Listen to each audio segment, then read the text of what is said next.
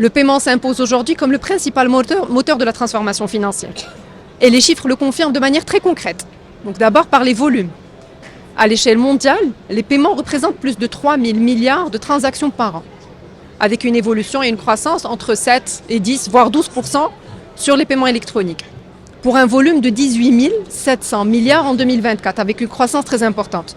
En Afrique, la dynamique est encore plus forte. Donc les paiements digitaux ont dépassé 1100 milliards de dollars de transactions en 2024, ce qui représente une trajectoire et une trajectoire très très importante. Il traduit un basculement structurel des usages.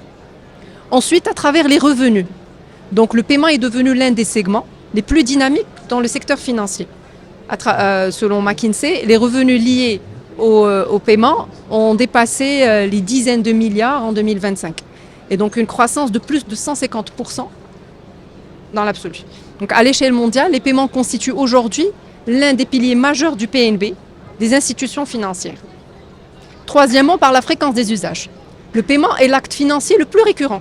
Aujourd'hui, on a plusieurs transactions de paiement qui se font au quotidien, versus les différentes transactions en général par rapport aux produits classiques. Donc cela fait un point d'entrée stratégique pour capter et ancrer la relation client.